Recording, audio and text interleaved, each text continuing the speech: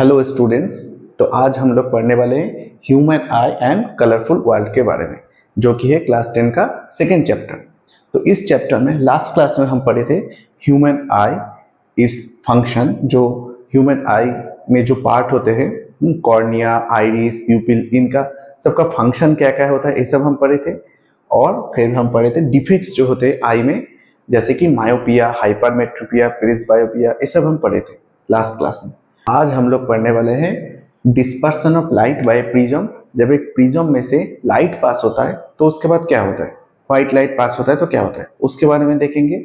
और फिर पढ़ेंगे रेनबो फॉर्मेशन, रेनबो कैसे फॉर्म होता है, रेनबो ऑलवेज स्फेरिकल क्यों होता है, वो भी हम पढ़ेंगे। और उसके बाद पढ़ेंगे ट्विंकलिंग ऑफ स्टार्स, स्टार्स जो होता है ना वो ट्विंकल करते हैं, वो क्यों होता है, मतलब रिफ्रैक्शन ऑफ लाइट की वजह से होता है, वो सब पढ़ेंगे। फिर why sky is blue, sky blue क्यों होता है, और reddish during sunset and sunrise, sunset और सनराइज के बाद जो सूरज है, सन, वो रेडिश क्यों होता है। ठीक है, this are the topic for today's topic. तो सोचो एक प्रिज्म है, ठीक है, तो इस प्रिज्म के ऊपर टू रिफ्लेक्टिंग सरफेस है जो कि इंक्लाइंड है एक दूसरे की तरफ, जो पैरेलल नहीं है, ठीक है। और एक प्रिज्म है और ये जो एंगल होता है इसे हम बोलते हैं एंगल ऑफ प्रिज्म ए। इसको हम बोलते हैं A, angle of the prism, angle of the prism. तो सोचो इस रिफ्लेक्टिंग सरफेस के ऊपर एक व्हाइट लाइट इंसिडेंट हो तो फिर क्या होगा, एक व्हाइट लाइट, तो इसके ऊपर नॉर्मल ड्रॉ कर लेते हैं। तो ए है नॉर्मल, सोचो इस पॉइंट के ऊपर एक व्हाइट लाइट इंसिडेंट हो, दिस इज व्हाइट लाइट। तो व्हाइट लाइट क्या हो रहा है, ये तुम्हारा है air, this is medium one air and this is glass. तो ग्लास का क्या होता है, डेंस मीडियम, और ये है तुम्हारा रेयर मीडियम। तो रेयर मीडियम से डेंस मीडियम में जब लाइट जाता है तो क्या होता है, लाइट नॉर्मल की तरफ आ जाता है। इसे जाना तो चाहिए था इस तरफ, जाना चाहिए था दिस डायरेक्शन में, लेकिन वो नॉर्मल की तरफ है, जो नॉर्मल है नॉर्मल की तरफ बेंड हो जाता है लाइट, ठीक है। क्यों बेंड होता है, ये हमने पिछले क्लास में एक्सप्लेन किया था कि लाइट बेंड क्यों होता है जब एक मीडियम से दूसरे मीडियम में जाता है, due to the change in velocities. तो वेलोसिटी चेंज होने की वजह से लाइट बेंड हो जाता है, ठीक है। तो ये हो गया तुम्हारा light, and this is your refraction angle R1 and this is your incident angle I। तो ये हो गया incident ray, this is your incident ray, this is your refracted रे, और ये तुम्हारा हो गया इंसिडेंट एंगल I, और ये हो गया रिफ्रैक्शन एंगल R1, ठीक है। तो इसके बाद क्या होगा, यहाँ पर इंसिडेंट होगा, यहाँ पर भी एक नॉर्मल ड्रॉ कर लेते हैं, नॉर्मल ड्रॉ कर लेते हैं, ठीक है। Okay, this is your refraction angle R2। और लाइट फिर क्या होगा, डेंस मीडियम से रेयर मीडियम में जा रहा है, तो डेंस से रेयर में जाने में लाइट क्या होता है, जो नॉर्मल से दूर जाता है, ठीक है।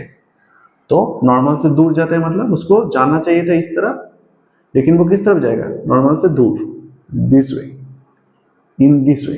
इसको हम बोलते हैं इमर्जेंट रे, और ये जो एंगल क्रिएट करता है इसे हम बोलते हैं एंगल ऑफ इमर्जेंस, ठीक है। ई इक्वल्स टू, तो यहाँ पर लिख लेते हैं I equals to angle of incidence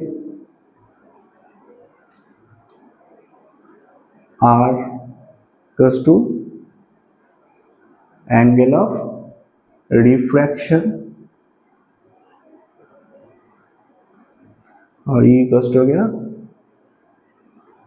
angle of emergence, ठीक है। तो दिस इज योर, मतलब अगर लाइट सीधा चला जाता, अगर प्रिज्म नहीं होता तो वो लाइट किस तरफ जाता, इस डायरेक्शन में, और प्रिज्म होने की वजह से वो किस तरफ चला गया, वो चला गया इस डायरेक्शन में। तो डेविएशन कितना हुआ, अगर इसको हम पीछे एक्सटेंड करेंगे तो जहां पर टच करेगा ना वो हो गया तुम्हारा angle of deviation, this is D। तो D क्या है, D है एंगल ऑफ डेविएशन,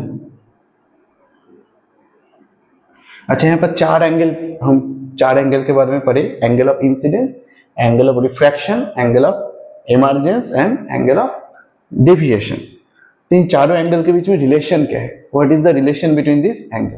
तो एक रिलेशन ए है, A angle of deviation D equals to angle of incidence plus angle of emergence minus angle of the prism. This relation you can easily prove from this geometry. तो geometry की use करके this relation को तुम prove कर सकते हो। ये तुम्हारा होमवर्क है, ट्राई करो to prove this relation between D I E and A. Okay, और एक रिलेशन भी है,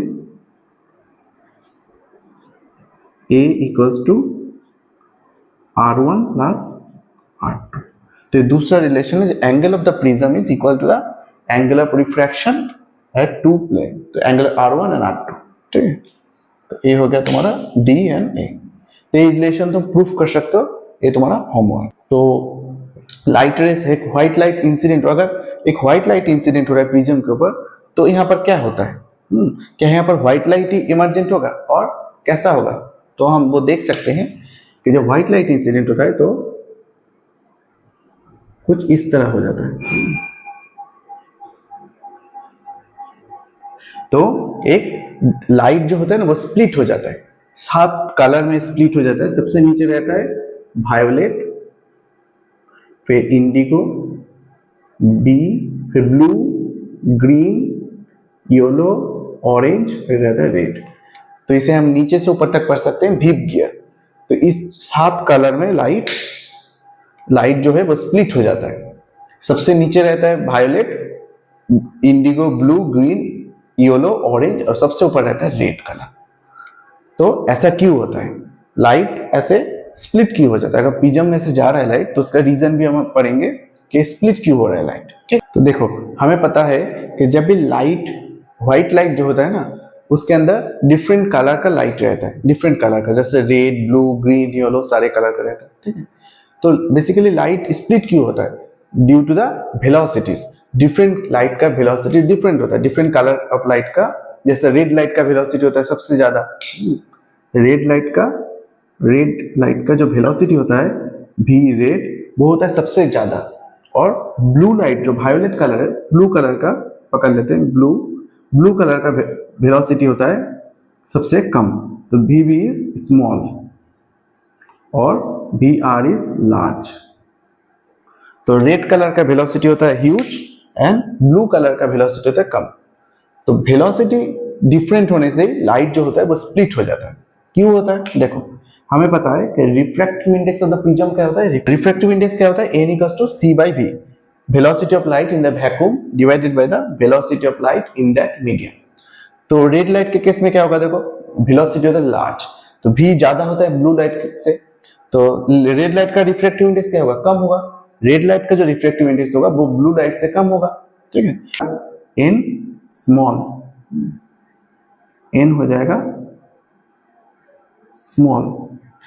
ठीक है, तो और हमें क्या पता है, स्नेल्स लॉ से sine I by sine R equals to होता है n। तो ये क्या है, sine I by sine R is equals to n। तो अगर रेड लाइट का n क्या होगा, स्मॉल होगा, तो अगर n स्मॉल होगा तो r क्या होगा, r हो जाएगा लार्ज। तो रिफ्रैक्टिव इंडेक्स r हो जाएगा फिर लार्ज। तो रेड कलर का वेलोसिटी होता है ज्यादा, तो n क्या होता है, n हो जाता है स्मॉल रिफ्रैक्टिव इंडेक्स, और n स्मॉल होने से उसका एंगल ऑफ रिफ्रैक्शन क्या होगा, r क्या होगा, I तो सेम है, ब्लू लाइट का भी एंगल ऑफ इंसिडेंस सेम है और रेड लाइट का भी एंगल ऑफ इंसिडेंस सेम है। तो डिफरेंट क्या है, r डिफरेंट हो जाएगा। n अगर छोटा है ना, रेड कलर का n क्या है, छोटा है, तो r क्या होगा, r बड़ा हो जाएगा, तो एंगल ऑफ रिफ्रैक्शन हो जाएगा लार्ज। तो this is your angle of refraction, this is your angle of refraction. तो ये ज्यादा बड़ा होगा, तो रेड लाइट के लिए क्या होगा, रेड लाइट के लिए एंगल ऑफ रिफ्रैक्शन ज्यादा होगा, ब्लू लाइट के लिए एंगल ऑफ रिफ्रैक्शन कम होगा। तो ब्लू लाइट का एंगल ऑफ रिफ्रैक्शन क्या होगा, ए वाला जो छोटा होगा, और रेड लाइट का एंगल ऑफ रिफ्रैक्शन ज्यादा होगा। ठीक है, तो इसलिए क्या होता है, रेड लाइट और ब्लू लाइट दोनों सेपरेट हो जाते हैं इनसाइड ए प्रिज्म, और जब वो प्रिज्म से बाहर निकलते सिमिलरली तब उस केस में क्या हो, ऑपोजिट हो रहा है, रेयर डेंस मीडियम से रेयर मीडियम में जा रहा है, तब रेड लाइट का रिफ्रैक्शन एंगल छोटा हो जाएगा। तो इस केस से हम समझ सकते हैं कि रेड लाइट ऊपर रहेगा और ब्लू लाइट नीचे चला जाएगा। ठीक है, तो जब एआर से प्रिज्म में आ रहा है तब क्या होता है, रेड लाइट का रिफ्रैक्शन एंगल आर होता है ज्यादा। ठीक है, तो आर होता है ज्यादा बड़ा, तो इसलिए रेड लाइट ऊपर रहता है। और इस केस में क्या होता है, जब डेंस से रेयर मीडियम में जा रहा है, ऑपोजिट हो रहा है, तो आर क्या हो जाएगा, एंगल ऑफ रिफ्रैक्शन छोटा हो जाएगा। तो यहाँ पर एंगल ऑफ रिफ्रैक्शन क्या है, एंगल ऑफ इमर्जेंस, जो बाहर की तरफ एंगल हो रहा है, तो ई क्या हो जाएगा, रेड लाइट के लिए छोटा होगा और ब्लू लाइट के लिए ई हो जाएगा बड़ा। तो इसलिए ब्लू लाइट नीचे और भी ज्यादा रिफ्रैक्ट कर रहा है और रेड लाइट हो रहा है कम। तो रेड लाइट हो गया ऊपर और ब्लू लाइट हो गया नीचे। तो इस रीजन की वजह से सारे जो कलर होते हैं, सातों कलर व्हाइट लाइट का, वो स्प्लिट हो जाते हैं और हमें देख पाते हैं। अच्छा, यहाँ पर एक क्वेश्चन आ सकता है, जब लाइट प्रिज्म में से जा रहा है तब तो स्प्लिट हो जाता है, मतलब सातों कलर में स्प्लिट हो जाता है। लेकिन जब लाइट एक ग्लास स्लैब में से पास करता है ना, सोचो एक ग्लास स्लैब है, लाइट ऐसे यहाँ पर इंसिडेंट हुआ, तो क्या होता है, लाइट ऐसे जाके फिर ऐसे चला जाता है। तो लाइट क्यों स्प्लिट नहीं होता, इस केस में क्यों स्प्लिट नहीं होता, जब वो ग्लास स्लैब में इंसिडेंट हो रहा है तब तो स्प्लिट नहीं होता, एक ही कलर में रहता है व्हाइट लाइट। लेकिन जब प्रिज्म में इंसिडेंट होता है तब सातों कलर में आ जाता है। तो ऐसा क्यों होता है, तो इसका रीजन है, ग्लास स्लैब में क्या है, तुम्हारा फर्स्ट सरफेस और फाइनल सरफेस, जो ए वाला सरफेस है और फाइनल जो सरफेस है जहां से लाइट निकल रहा है, दोनों क्या है, पैरेलल होता है। तो अगर पैरेलल होगा तो लाइट रेस क्या होता है, उसका कोई स्प्लिट नहीं होता, ओनली शिफ्ट होता है। मतलब थोड़ा सा वो जिस तरफ जा रहा था थोड़ा सा लैटरल शिफ्ट हो गया, वो इस तरफ जा रहा था वो थोड़ा सा शिफ्ट हो गया, वही होता है ग्लास स्लैब में। लेकिन प्रिज्म में क्या होता है, प्रिज्म में जो इनिशियल सरफेस और जो फाइनल सरफेस है, दोनों सरफेस पैरेलल नहीं होता है। तो पैरेलल नहीं होने की वजह से वो स्प्लिट हो जाता है। ठीक है, तो ओनली ग्लास स्लैब में, और इसका यही डिफरेंस है कि जो सरफेस है, दोनों सरफेस यहाँ पर पैरेलल नहीं है और यहाँ पर दोनों सरफेस पैरेलल है। तो इसी रीजन से यहाँ पर स्प्लिट नहीं होता है और यहाँ पर स्प्लिट हो जाता है। अच्छा, यहाँ पर जो स्प्लिट हो रहा है, यहाँ पर अगर एक और एक प्रिज्म को लेके आए तो क्या होगा, सोचो एक और एक प्रिज्म को उल्टा करके ऐसे रख दिया, तो क्या होगा, और अगर सेम प्रिज्म को यहाँ पर और एक उल्टा करके रख दिया, तो देखो first surface and last surface जहां से लाइट निकल रहा है ना, फर्स्ट वाला सरफेस एंड लास्ट वाला सरफेस, दोनों क्या है, पैरेलल है। अगर पैरेलल होगा तो सेम केस हो जाएगा ग्लास स्लैब की तरह, लाइट रेस क्या होगा, तुम्हारा एक व्हाइट लाइट बन जाएगा। फिर से यहाँ पर जो सातों कलर में स्प्लिट हो रहा है ना, फिर से यहाँ पर एक सिंगल कलर में बन जाएगा व्हाइट लाइट, तो जो डिस्पर्सन हो रहा है वो गायब हो जाएगा। तो यही होता है कि अगर पहला सरफेस और लास्ट वाला सरफेस जहां से लाइट निकल रहा है वो दोनों पैरेलल है तो लाइट रेस का स्प्लिट नहीं होगा। ओके, तो अब हम पढ़ेंगे एटॉमिक रिफ्रैक्शन के कुछ एग्जांपल्स, जैसे ट्विंकल ऑफ स्टार्स। तो स्टार्स ट्विंकल क्यों करते हैं, ट्विंकलिंग ऑफ स्टार्स। तो जो स्टार्स है वो ऐसे क्यों होता है कि उसका ब्राइटनेस कम इंक्रीज हो रहा है, कभी डिक्रीज हो रहा है, ऐसा क्यों होता रहता है। ठीक है, तो वो हम पढ़ेंगे।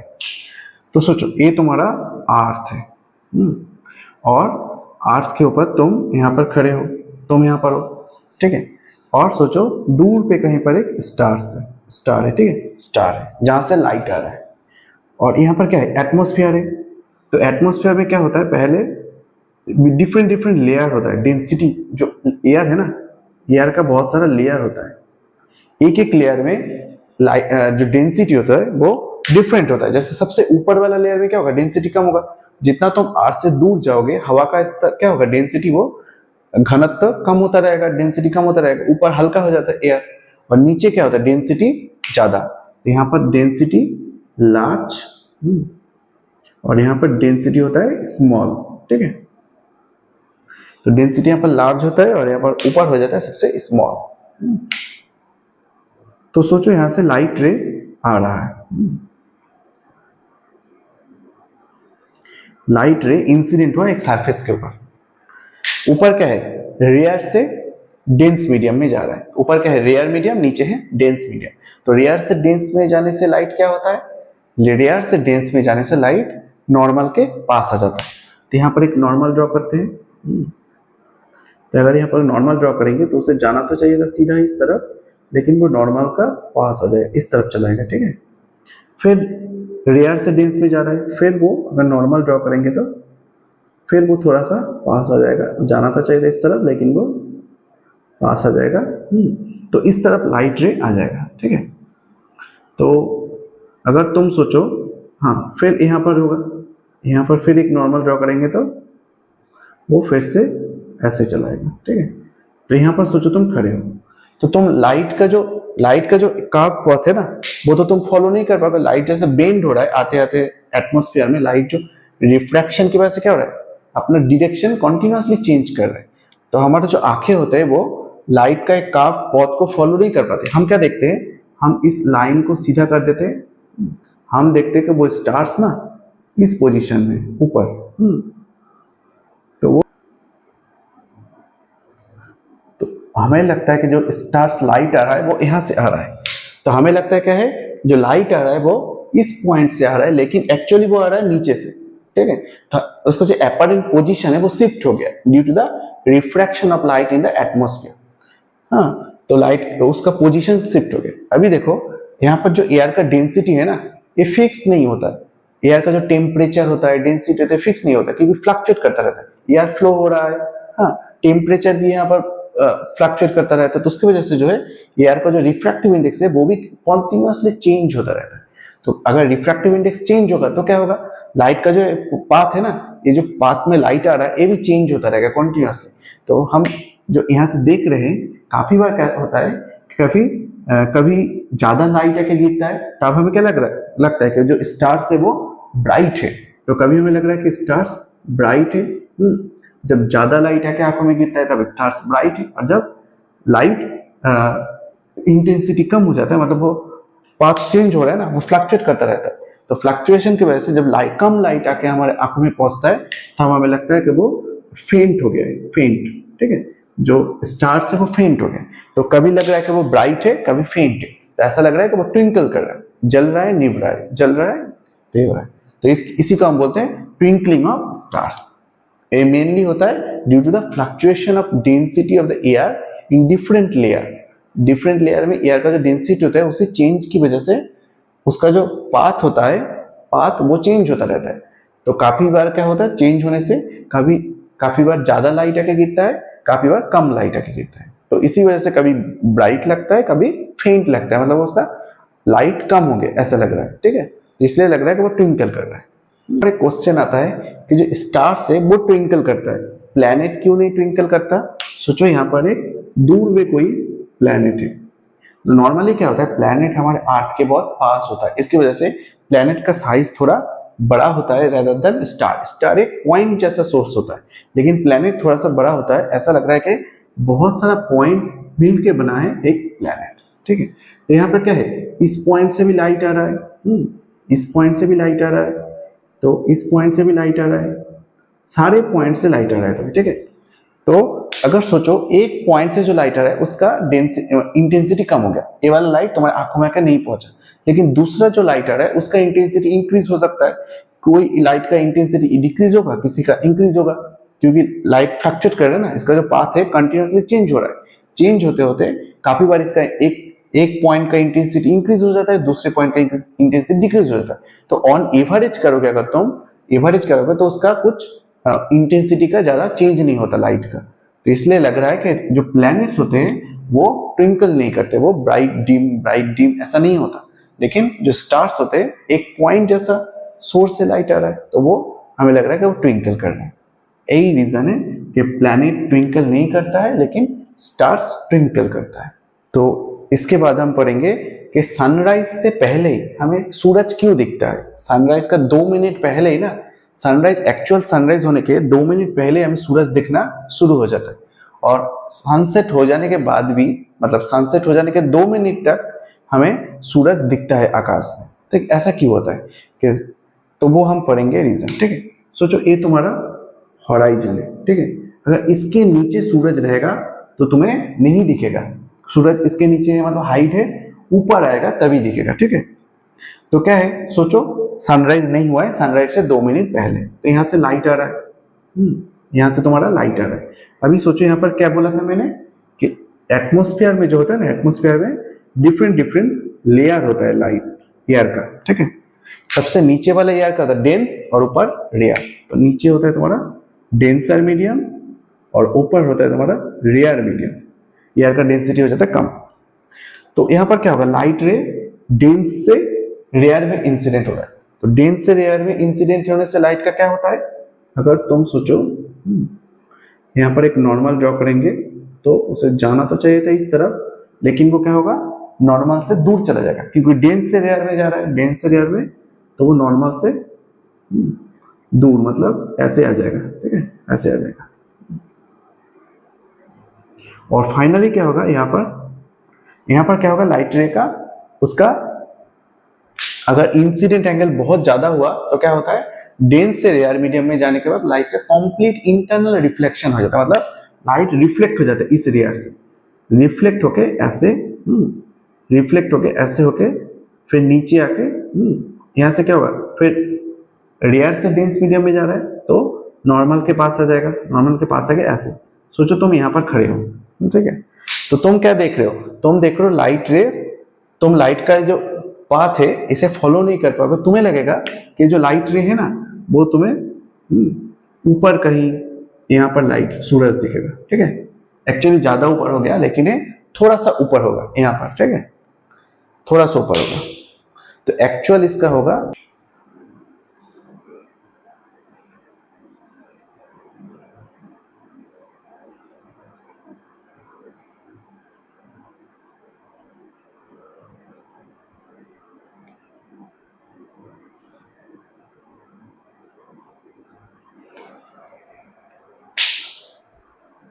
तो एक्चुअली क्या है, लाइट रेस आने के बाद डेंस से रेयर मीडियम में रिफ्लेक्ट होने के बाद क्या होता है, कंप्लीट इंटरनल रिफ्लेक्शन हो जाता है। ओके, लाइट जब तुम्हारे आंखों में पहुंचता है, हम लाइट का जो लाइट यहाँ पे बेंड हो गया ना, हम लाइट का बेंड वाला पथ फॉलो नहीं कर पाते। हमें लग रहा है कि लाइट यहाँ से आ रहा है, तो हमें लगता है कि सूरज यहाँ पर है, लेकिन एक्चुअली सूरज होता है हॉराइजन के नीचे।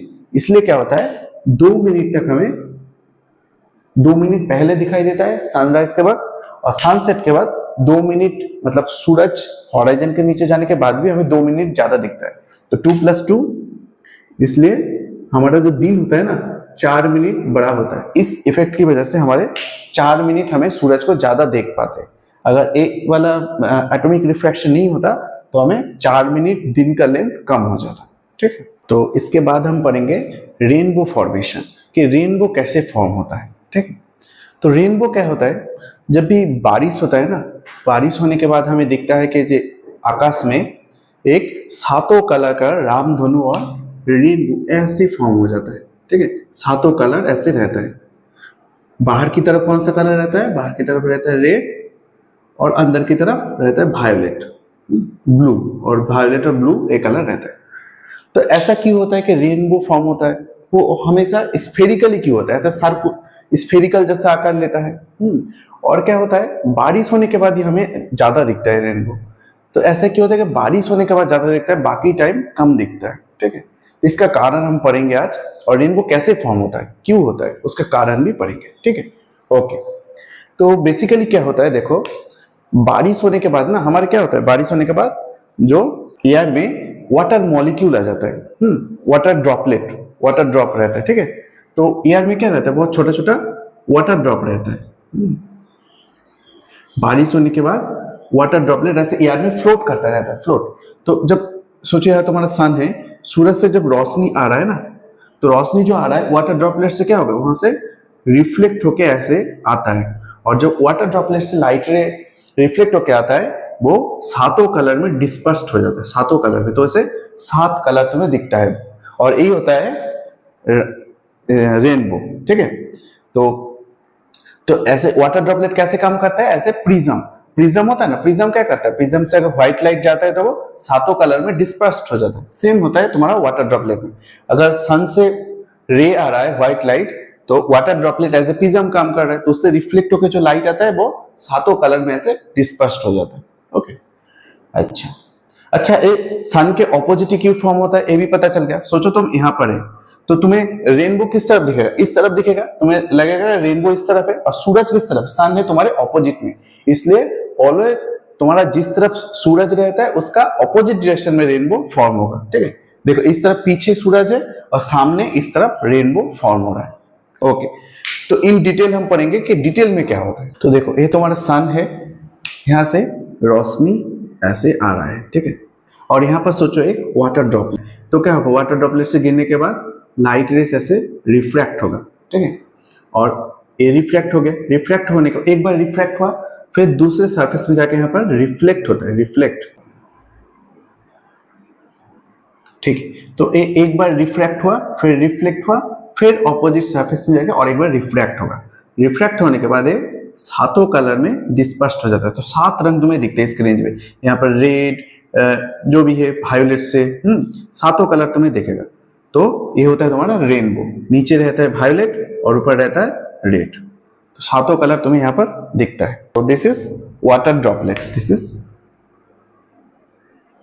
वाटर ड्रॉपलेट जो कि एक प्रिज्म की तरह काम करता है। अच्छा, ऐसा ही क्यों होता है, जो ये जो रेनबो फॉर्म हो रहा है हमेशा स्फेरिकल क्यों होता है? तो स्फेरिकल इस वजह से होता है कि अगर इस रे को हम पीछे एक्सटेंड करें, इस रे को, दोनों रे को पीछे एक्सटेंड करें, तो जो एंगल क्रिएट होता है ना, ये होता है तुम्हारा 40 से 42 डिग्री तक। ये जो एंगल होगा, अगर दोनों रे को, incident ray and the refracted रे, दोनों रे को अगर पीछे एक्सटेंड करेंगे तो जहां पर मैच करेगा वहां पर जो एंगल फॉर्म होता है वो होता है 40 से 42 डिग्री। रेड लाइट के लिए होता है वो 40 डिग्री और वायलेट के लिए 42 डिग्री। तो ये होता है डिफरेंट डिफरेंट कलर के लिए डिफरेंट डिफरेंट एंगल में होता है। तो जब ये 40 to 42 डिग्री होता है उसके लिए ये जो लाइट है ना, इंटेंसिटी मैक्सिमम होता है। तुम्हें जो लाइट दिख रहा है, ये जो रेनबो फॉर्म हो रहा है ना, इंटेंसिटी मैक्सिमम होता है 40 to 42 डिग्री के लिए, मतलब इस एंगल के लिए। अगर ये एंगल 40 डिग्री नहीं होगा, 50 डिग्री 60 डिग्री होगा, तो तुम्हें रेनबो नहीं दिखेगा, ठीक है। तो 40 to 42 डिग्री के लिए रेनबो फॉर्म होता है। तो एक क्या होता है, तो रेनबो फॉर्म होने के लिए हमारा मेन कंडीशन क्या है, ये जो एंगल है वो 40 डिग्री से 42 डिग्री होना चाहिए। तो ये एक कोन की शेप में आ जाता है। ये एक, अगर यहाँ पर एक कोन ड्रॉ करें तो कुछ इस तरह कोन की शेप में आ जाता है। तो एक कोन की तरह बनता है कोन।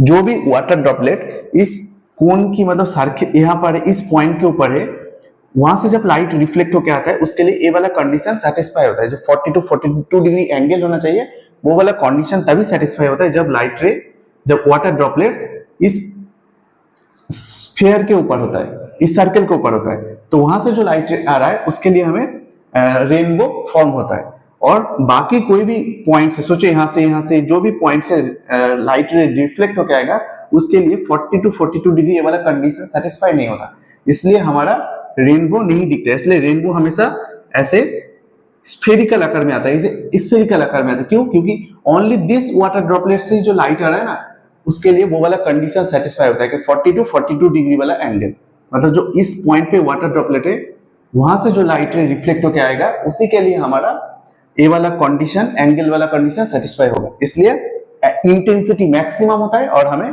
अच्छे से रेनबो दिखता है। बाकी जो पॉइंट है, सोचे यहाँ पर वाटर ड्रॉपलेट है, इस पॉइंट से जो लाइट रे आएगा वो, उसके लिए ए वाला कंडीशन सेटिस्फाई नहीं होगा, एंगल वाला, तो हमें रेनबो नहीं दिखेगा। इसलिए रेनबो हमेशा स्फेरिकल होता है। अच्छा, एक्चुअली ओरिजिनली में रेनबो कंप्लीट सर्कल होता है, लेकिन हमें हाफ सर्कल दिखता है। क्यों? क्योंकि हम ग्राउंड में होते हैं। तो ग्राउंड में होने की वजह से ग्राउंड, बाकी जो सर्कल हुआ ना पॉइंट, वो नीचे चला जाता है ग्राउंड का, तो वो हमें नहीं दिखता है। अगर तुम ऊपर से देखोगे, सोचो तुम प्लेन में जा रहे हो या फिर कोई पहाड़ के ऊपर हो, पहाड़ के ऊपर से अगर तुम देखोगे तो तुम्हें एक कंप्लीट सर्कल दिखेगा। तो रेनबो कंप्लीट सर्कल होता है, लेकिन सिंस हम ग्राउंड के पास होते हैं इसलिए हमें ओनली हाफ सर्कल दिखता है। अगर हम कहीं ऊंचे हाइट से देखेंगे, जैसे कोई पहाड़ के ऊपर से या फिर कोई प्लेन से, तो फिर हमें कंप्लीट सर्कल दिखेगा रेनबो। ठीक, इसके बाद हम पढ़ेंगे स्कैटरिंग ऑफ लाइट। तो स्कैटरिंग ऑफ लाइट क्या होता है?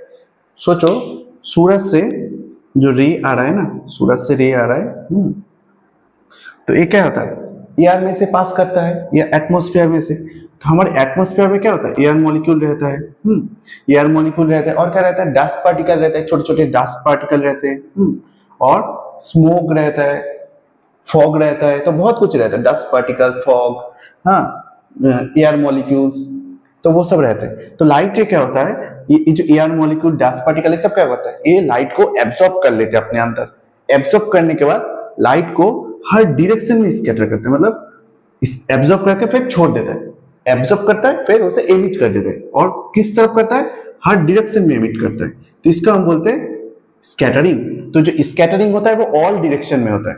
और रिफ्लेक्शन और रिफ्रैक्शन क्या होता है, रिफ्रैक्शन और रिफ्लेक्शन वो एक सरफेस के ऊपर इंसिडेंट हो तो एक ही तरफ होता है, अगर एक ही डायरेक्शन में हो रहा है तो उसे हम बोलते हैं रिफ्लेक्शन और रिफ्रैक्शन। लेकिन स्कैटरिंग क्या होता है, ऑल डायरेक्शन में, इसको हम बोलते हैं स्कैटरिंग ऑफ लाइट। इसके वजह से बहुत अच्छे अच्छे फिनोमेना हमें दिखता है, जैसे कि sky colour is blue, sky colour क्या होता है, ब्लू हो जाता है, इसकी वजह से होता है। और क्या होता है, सन का जो रेडिश कलर आता है, सन को रेड दिखता है ना, सनसेट और सनराइज के बाद सूरज को हमें रेड दिखता है, वो हो जाता है स्कैटरिंग की वजह से। तो ये सब हमें दिखता है कि due to the scattering of light. इसके बाद हम पढ़ेंगे स्काई कलर क्यों ब्लू होता है, स्काई का जो कलर होता है ना वो ब्लू क्यों होता है, ठीक है। तो देखते हैं, सोचो तुम्हारा सन है और यहाँ से लाइट आ रहा है, तो वो अर्थ में जब आता है क्या होता है, एयर में से पास करता है, अर्थ का जो एयर एटमॉस्फेयर है ना, एटमॉस्फेयर में से पास करता है। तो एटमॉस्फेयर में क्या होता है, एयर मॉलिक्यूल होता है, फॉग होता है, स्मोक, हाँ, तो स्मोक हो सकता है, डस्ट पार्टिकल होता है, छोटा छोटा बहुत कुछ हो सकता है। तो वो क्या करता है, उसका जो वेवलेंथ होता है, जैसे डस्ट पार्टिकल का बहुत छोटा होता है ना, उसका साइज बहुत छोटा होता है, जैसे एयर मॉलिक्यूल हो गया, ये सब का साइज बहुत छोटा होता है।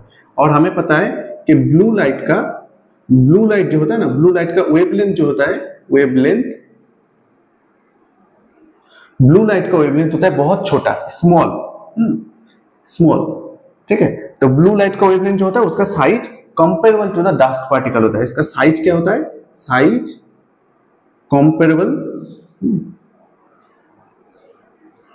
कंपेरेबल साइज जो होता है वो comparable to the air molecule और डस्ट पार्टिकल, सब के साथ कंपेरेबल होता है। इसलिए ब्लू लाइट जिसका साइज सेम हो जाएगा, मैच कर जाएगा डस्ट पार्टिकल, एयर मॉलिक्यूल इसके साथ, उसका स्कैटरिंग सबसे ज्यादा होगा। तो ब्लू लाइट का स्कैटरिंग होता है सबसे ज्यादा। इसलिए क्यों होता है, क्योंकि ब्लू लाइट का वेवलेंथ बहुत छोटा होता है और वो मैच कर जाता है डस्ट पार्टिकल्स के साइज के साथ, इसलिए ब्लू लाइट का स्कैटरिंग होता है सबसे ज्यादा, मैक्सिमम स्कैटरिंग, ठीक है, मैक्सिमम स्कैटरिंग। और तो ब्लू लाइट जो होता है वो मैक्सिमम स्कैटर करता है हर डायरेक्शन में। तो इसलिए स्काई क्या होता है, ब्लू दिखता है, क्योंकि वो सब डायरेक्शन में जा रहा है ब्लू लाइट। तो इसलिए हम जब यहां से देखते हैं तो हम कहीं से भी देखते हैं तो हमें क्या दिखता है कि ये ब्लू लाइट आ रहा है, तो हमें ब्लू दिखता है स्काई, ठीक है। कहीं से भी हम देख रहे हैं स्काई को, वो ब्लू दिखता है।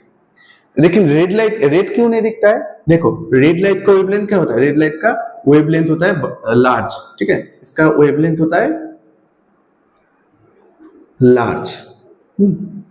तो वेवलेंथ बड़ा होने से वो क्या होता है, वो वाटर मॉलिक्यूल, डस्ट पार्टिकल, ये सब उसको एब्जॉर्ब नहीं कर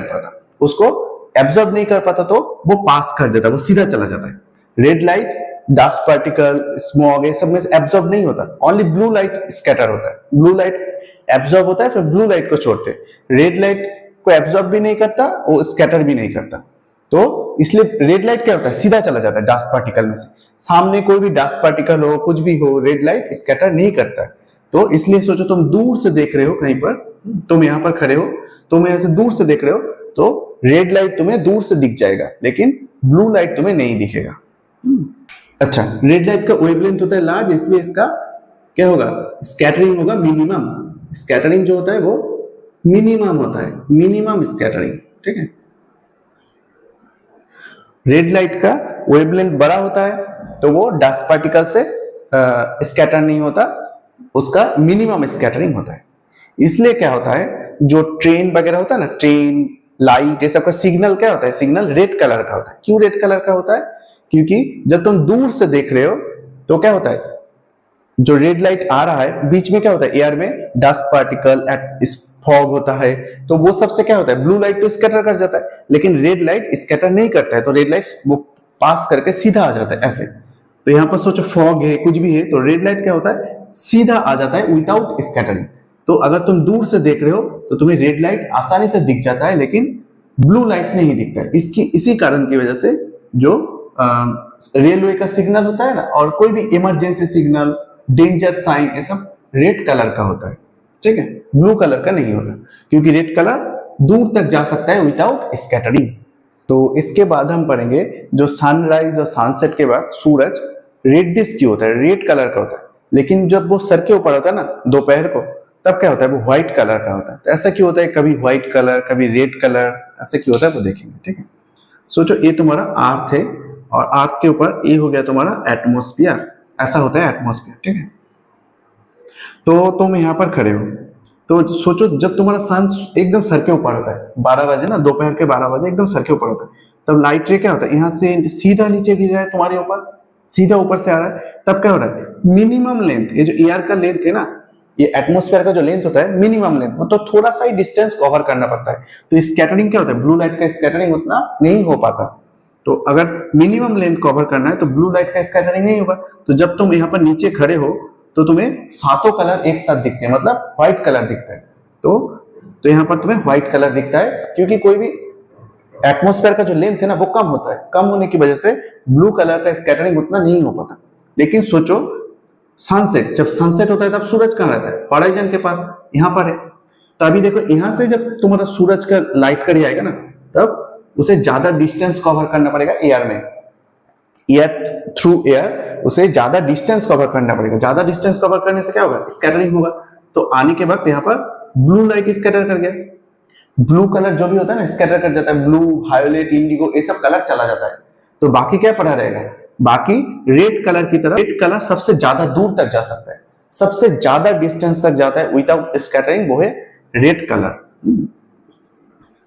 तो इसलिए हमें दूर से जब देखते हैं तब हमें सन रेडिश लगता है, रेड कलर का लगता है सनराइज और सनसेट के बाद। लेकिन जब सर के ऊपर होता है सन, तब हमें व्हाइट कलर का लगता है। तो यही कारण है, रेड कलर सबसे ज्यादा दूर जा सकता है विदाउट स्कैटर। तो इसके बाद हम पढ़ेंगे टिंडल इफेक्ट। टिंडल इफेक्ट क्या होता है, सोचो तुम एक अंधेरे घर में हो और घर में कहीं वेंटिलेटर से कहीं से थोड़ा सा धूप आ रहा है घर के अंदर, ठीक है। तो इसकी वजह से क्या होता है, जो धूप आता है हम देख पाते हैं, अगर उसको अच्छे से देखेंगे तो देख सकते हैं कि जो डस्ट पार्टिकल होता है ना, छोटे छोटे डस्ट पार्टिकल जो है, उससे लाइट रिफ्लेक्ट होकर हमारे आंखों में आता है और हम वो डस्ट पार्टिकल को देख पाते हैं धूप के अंदर। तो इसी इफेक्ट को हम बोलते हैं टिंडल इफेक्ट। तो टिंडल इफेक्ट बेसिकली क्या है, जो एक रे आ रहा है ना सन से, सूरज से जो रे आ रहा है, अगर उसके पाथ में कोई भी डस्ट पार्टिकल कुछ भी हो, तो उससे क्या होता है, लाइट रिफ्लेक्ट होकर हमारे आंखों में आता है, तो हम उस डस्ट पार्टिकल को देख पाते हैं। इस इफेक्ट को बोला जाता है टिंडल इफेक्ट। तो ये ऐसे कॉलॉइड की तरह काम करता है, कॉलॉइड। तो कॉलॉइड सॉल्यूशन क्या होता है, कॉलॉइड सॉल्यूशन मतलब कोई एयर है, उसके अंदर एक कॉलॉइड मिला दिया, वो है डस्ट पार्टिकल। तो कॉलॉइड से जब भी लाइट पास करता है तो वो डस्ट पार्टिकल हमें अच्छे से दिखता है, इसी को हम बोलते हैं टिंडल इफेक्ट।